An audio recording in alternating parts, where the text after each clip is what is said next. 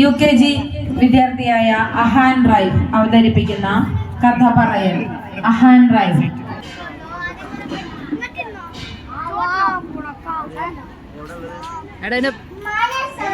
നമസ്കാരം. ഹായ് കൂട്ടുകാരെ, നിങ്ങൾ കഥ കേൾക്കാൻ കാതോർത്തിരിക്കുകയാണല്ലേ? എന്നാൽ കേട്ടോളൂ, ഞാനൊരു കഥ പറയാം. ഞാൻ പറയാൻ പോകുന്ന കഥയുടെ പേരാണ് വാനമ്പാടിയുടെ ആത്മത്യാഗം. പണ്ട് പണ്ട് എന്ന് വെച്ചാൽ വളരെ പണ്ട് അറേബ്യയിലെ സുൽത്താൻ കൊട്ടാരത്തിൽ മനോഹരമായ ഒരു പൂന്തോട്ടം ഉണ്ടായിരുന്നു. അവിടെ ധാരാളം പക്ഷികളും ഉണ്ടായിരുന്നു. ആ കൂട്ടത്തിൽ മധുരമായി പാട്ട് പാടുന്ന ഒരു വാനമ്പാടിയും ഉണ്ടായിരുന്നു. അവളുടെ പാട്ട് കേൾക്കാൻ എന്ത് രസമാണെന്ന്. ഒരിക്കൽ ഒരു വനദേവത വാനമ്പാടിയുടെ മുന്നിൽ പ്രത്യക്ഷപ്പെട്ടു. എന്നിട്ട് പറഞ്ഞു, നിന്റെ പാട്ടുകളെല്ലാം നമുക്ക് വളരെയധികം ഇഷ്ടപ്പെട്ടിരിക്കുന്നു. നാം നിനക്ക് 3 വരം നൽകും. അത് നിനക്ക് എപ്പോൾ വേണമെങ്കിലും ഉപയോഗിക്കാം. ഇത്രയും പറഞ്ഞുകൊണ്ട് വനദേവത അപ്രത്യക്ഷമായി. വാനമ്പാടി ചിന്തിക്കാൻ തുടങ്ങി. എനിക്ക് നല്ലൊരു വീടുണ്ട്, ആശയത്തിന് നല്ല ഭക്ഷണമുണ്ട്, കൂടാതെ നല്ല കൂട്ടുകാരും. പിന്നെ എന്തിനാണ് എനിക്ക് വരങ്ങൾ? ഇത് ഞാൻ എന്റെ കൂട്ടുകാർക്ക് വേണ്ടി ഉപയോഗിക്കും. അങ്ങനെ ഇരിക്കെ പ്രാപ്പടിനോടേക്ക് എത്തിച്ചേർന്നു. ഓരോ ദിവസം ഓരോ കിളികളെ കൊത്തി തിന്നു. ഒരിക്കൽ ഒരു ചിന്നിത്തത്ത നെൽക്കതിർ കൊത്തി തിന്നുകയായിരുന്നു. പ്രാപ്തിയെ തൊത്തി റാഞ്ചിയെടുത്തു. തത്ത കീ കീ കീ ഉറക്കെ കരഞ്ഞു.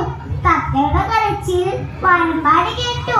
വാനമ്പാടി പറഞ്ഞു, അയ്യോ പാവം തത്ത, എങ്ങനെയെങ്കിലും രക്ഷിക്കണം. വാനമ്പാടി തന്റെ വരം ഉപയോഗിക്കാൻ തീരുമാനിച്ചു.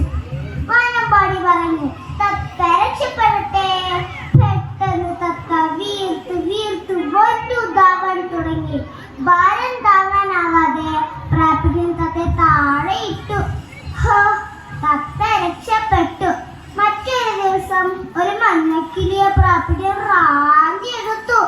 അതിനെയും തന്റെ വരം ഉപയോഗിച്ച് വാനമ്പാടി രക്ഷപ്പെടുത്തി. 2 വരങ്ങൾ തീർന്നു. ഇനി 1 വരം കൂടിയേ ബാക്കിയുള്ളൂ. അതും കൂടെ തീർന്നാൽ നമ്മൾ എല്ലാവരും പ്രാപ്പിന്റെ ഇരകളായി തീരും. കിളികളെല്ലാം വിഷമത്തോടെ ഇരുന്നു. വാനമ്പാടി പറഞ്ഞു, കൂട്ടുകാരെ, നിങ്ങൾ ആരും വിഷമിക്കേണ്ട. നിങ്ങൾക്ക് വേണ്ടി ജീവൻ ബലി കഴിക്കാൻ പോലും ഞാൻ തയ്യാറാണ്. ഇത്രയും പറഞ്ഞുകൊണ്ട് വാനമ്പാടി മറ്റൊരു കൊമ്പിലേക്ക് പറന്നിരുന്നു. മനോഹരമായ ഒരു പാട്ട് പാടി. ഇതുവരെ പാടിയ പാട്ടുകളേക്കാൾ അതിമനോഹരമായിരുന്നു അത്. അപ്പോഴാണ് പ്രാപ്പടിനോടേക്ക് എത്തിച്ചേർന്നത്.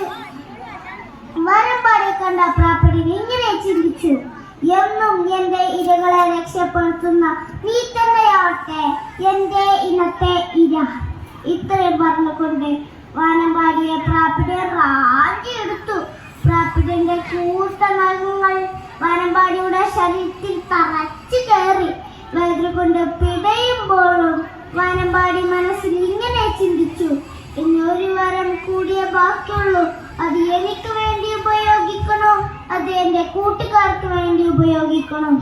വാനമ്പാടി മനസ്സിൽ പറഞ്ഞു, എന്റെ മാംസം വിഷമുള്ളതാവട്ടെ. പെട്ടെന്ന് വാനമ്പാടി പിടഞ്ഞ് പിടഞ്ഞ് മരിച്ചു. ഇതുമൊന്നും അറിയാതെ അർച്ചയോടെ കൊത്തിത്തുന്ന പ്രാപ്പിടരും മരിച്ചു വീണു.